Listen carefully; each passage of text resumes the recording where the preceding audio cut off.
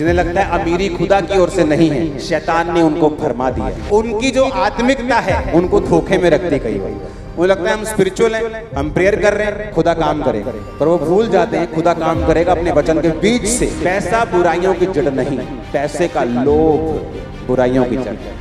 लोगों को मेरी ब्लेसिंग दिखती है दूर दूर तक, लेकिन उन्हें ये नहीं मालूम इसका रीजन क्या है। अय्यूब की उम्र 140 साल की थी। अगर आप बाइबल पढ़ेंगे, जब परमेश्वर ने आदम को बनाया था तो उम्र कितनी होती थी? 969 साल, 972 साल। तो परमेश्वर ने कहा इतनी लंबी उम्र, तो मर जाएगा इंसान पाप में ही।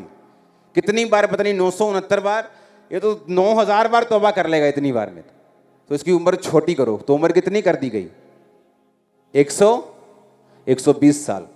लेकिन जब उम्र कम हुई तो उसको टाइम लगा 900 से 800 से 700, 600, 500, 400। अब्राहम की उम्र 175 साल की थी। इसहाक की उम्र 180-90 साल के करीब थी, 187 साल के करीब थी। याकूब की उम्र 147 साल थी। अय्यूब की उम्र 140 साल थी। तो उम्र के जब आप पैटर्न को लेके जाते हैं साइंटिस्ट की तरह, जब साइंटिस्ट ऊपर से कुछ उल्का पिंड गिरता है तो साइंटिस्ट उसके मिट्टी को लेके देखते हैं कितने साल पुराना है, कितने करोड़ साल पुराना है। डायनासोर मिलता है तो चेक करते हैं उसकी चेकिंग हो जाती है कितने साल पुराना है। 99%, 90% बोल सकते हो। अय्यूब की मैंने चेकिंग की तो अय्यूब पुराना है याकूब के जमाने का। याकूब के जमाने में जब अय्यूब पैदा हुआ तो तब मूसा का नियम अय्यूब के समय में नहीं था। कुछ भी पाप, लिखित पाप नहीं था कि ये पाप है और ये नहीं है, ये अधार्मिकता है और ये धार्मिकता है, ऐसा नहीं था। मूसा के टाइम में बाइबल आई ना, तुम ये ना करना, वो ना करना, उससे पहले कुछ नहीं था। अब अय्यूब जो था वो याकूब, अब्राहम, इसहाक, याकूब, वो वाला याकूब उस जमाने का था। वो कोई व्यवस्था नहीं थी, लिखित नियम नहीं था। लेकिन अगर आप अय्यूब की पुस्तक को पढ़ेंगे तो वो उन सारी चीजों को करता था जो करनी चाहिए थी।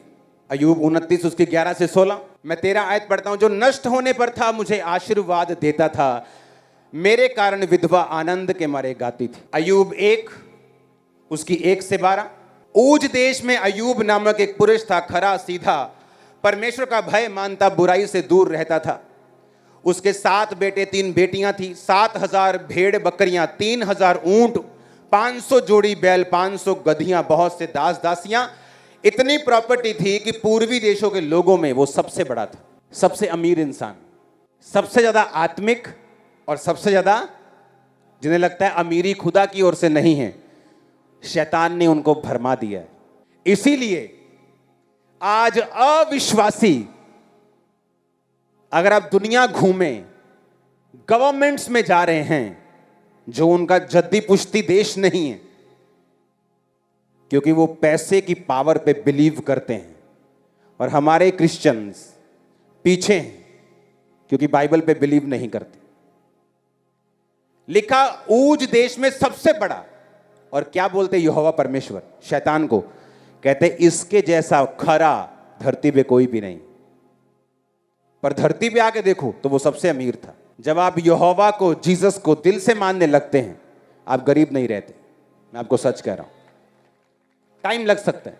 बोने वाला इंसान था अय्यूब। कहता विधवा आनंद के मारे गाती थी। मतलब ये नहीं कि विधवा को वो 50-100 रुपए देता था कि चल आज रात का खाना खा लेना, बड़ा अच्छा काम कर दिया। उसके बाद एक फोटो खींची और इंस्टाग्राम पे, दूसरी फेसबुक पे, थोड़े अलग एंगल से। हाँ, कहता विधवा आनंद के मारे गाती थी, इतना देता था वो। तुम बोओगे काटोगे, बोया नहीं तो काटा नहीं। इसलिए शैतान चाहता आपको आत्मिक रूप से करप्ट करे। पैसा बुराइयों की जड़ नहीं, पैसे का लोभ बुराइयों की जड़। जब पैसे के लोभ के कारण तुम मारने लग जाओ, कब्जे करने लग जाओ, झूठ बोलने लग जाओ, चोरी करने लग जाओ, मक्कारी करने लग जाओ, तब तुम पापी हो। इसलिए आज जब धर्मी के हाथ में पैसा आता है तो रिजल्ट आपको नजर आ रहा होगा। इसलिए वो धर्मियों को गरीब रखना चाहता है। आपको मालूम, जितने लोग प्रेयर वॉरियर्स होते हैं, जेन्युइन प्रेयर वॉरियर्स जो प्रार्थना करते हैं, शैतान हिला देते हैं, मोस्टली गरीब मिलेंगे आपको। पता है क्यों? उन्हें लगता है सब चीजें प्रेयर से हो जाएंगी, हमारी बरकत भी आ जाएगी। बरकत प्रेयर से नहीं, बरकत बोने से आती है। और उनकी जो आत्मिकता है, जेन्युइन आत्मिकता, उनको धोखे में रखती है कई बार। उन्हें लगता है हम स्पिरिचुअल हैं, हम प्रेयर कर रहे हैं, खुदा काम करेगा। पर वो भूल जाते हैं खुदा काम करेगा अपने वचन के बीच से। दिया करो तो तुम्हें भी, इसलिए वो धोखा खाते हैं। इसलिए जो लोग प्रेयर में फास्ट हैं और बोने में फास्ट हैं, वो कभी धोखा नहीं खाते। मेरे को बोने का इतना ज्यादा क्रेज था और है। मान लो मेरे पास्टर ने कुछ मुझसे मंगवाया ना, मान लो फोन पे कुछ बोला, अच्छा ये ना बाजार से ये बॉटल लेके आना, हाँ ये शैम्पू की बॉटल लेके आना, या कुछ ऐसा मेरे घर से मंगवा लिया, तो मैं अकेली बॉटल नहीं भेजता था, उसमें 1 लाख रुपए डाल के भेजता था। मैं सच कह रहा हूं। मेरे को लगता है यार अकेली बोतल भेजूंगा यार, मुझे अंदर से ऐसा लगता है क्या गलत कर रहा हूं, अकेली बोतल कैसे भेज सकता हूं। लोगों को मेरी ब्लेसिंग दिखती है दूर दूर तक, लेकिन उन्हें यह नहीं मालूम इसका रीजन क्या है। उन्होंने कुछ नहीं कहा, कुछ बोने का नहीं बोला, कुछ नहीं कहा।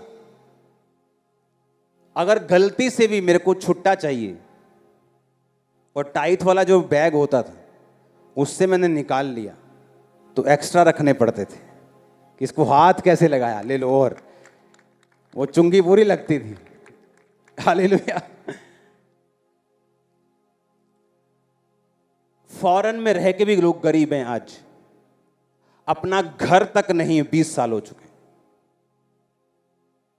अगर मान लो वो 50 पाउंड बो रहे हैं ना, उनका 500 पाउंड तनख्वाह है, 50 पाउंड टाइट है, 51 नहीं होने देंगे भाई साहब, 50। और चर्च में 50 पाउंड बोने के बाद सरकार के पास जाके बोलेंगे मैंने 50 पाउंड बोए हैं, मुझे रिबेट चाहिए, और 50% फिर रिबेट लेके 25 पाउंड अपने जेब में डाल देंगे। तुम चोर हो, क्योंकि वो 25 पाउंड जो तुम्हें सरकार से मिले हैं वो चर्च के हैं टेक्निकली। ऐसी इतनी गलतियां करते लोग अपने परिवार में, अपनी लाइफ में, अपनी जॉब में, अपनी स्पिरिचुअल लाइफ में, इसीलिए रिजल्ट नहीं है उनकी लाइफ में। इमेजिन करो अगर पुराने टाइम में मैं वैसे चलता था तो आज के टाइम में मैं कैसे चलता हूं। मैं आपको पुराना टाइम बता रहा हूं। ये रीजन है, आप एक स्पिरिचुअल तरीके से चलते हैं, आप सेम नहीं रहते। आमीन। ऊंचा ये बरकत आपकी है। आप सभी को जय मसीह की दोस्तों, मेरा नाम है रोहित कुमार। आप देख रहे हैं आरके जनता चर्च न्यूज में आप सभी का स्वागत करता हूं। दोस्तों, आप सभी लोगों के बीच में लेके आ चुका हूं एक और अंकुर नरूला जी की सामर्थ्य से भरी प्रार्थनाएं। आज मेरे जितने मसीह भाई बहन हैं उन सभी लोगों के लिए प्रार्थना है जो हमेशा निराश का सामना करते हैं, हमेशा उदास रहते हैं, हमेशा परेशान रहते हैं और हमेशा तमाम प्रकार की दिक्कतों में बंधे रहते हैं। उनके जीवन में तमाम प्रकार के बंधन होते हैं और हमेशा निराश और हताश और परेशान और तमाम प्रकार की संघर्षों से जुड़े रहने के बावजूद वो अपने जीवन में परेशान रहते हैं। तो मेरे प्रियो, मैं आप सभी लोगों से कहना चाहता हूँ, अगर आप अपने जीवन में आज़ाद होना चाहते हो, आप अपने जीवन में आपके जितने भी बंधे हुए सभी बंधनों को तोड़ना चाहते हो और अपने आप को सुरक्षित रखना चाहते हो, तो आज ही आप लोग इस प्रार्थना को सुन लेना। प्रभु आपको बहुत सारी समस्याओं से और बहुत सारी प्रॉब्लमों से और बहुत सारी दिक्कतों से आज़ाद करेगा, आपके सारी बंधनों को तोड़ देगा और आप खुशी से झूम उठेंगे। और यहाँ पे परमेश्वर का वचन कहता है, मैं इसके लायक हूँ, कृपया मुझे दे दो। घमंड और आत्मसंतुष्टि। मेरे प्रियो, परमेश्वर का वचन कहता है जब आप कभी भी परमेश्वर से मांगें तो आपको ये नहीं कहना चाहिए कि हे परमेश्वर मैं इसके लायक हूँ, ये मुझे दे दे, क्योंकि परमेश्वर कहता है जब तुम उस लायक बन जाओगे मैं तुम्हें वो चीज़ दे दूँगा और आपको कभी भी परेशान और हताश नहीं होना है। तो जितने मेरे मसीह भाई बहन हों दोस्तों, आप लोग इस वीडियो को देखो और आपके जीवन के सारे समस्याओं को दूर कर देगा।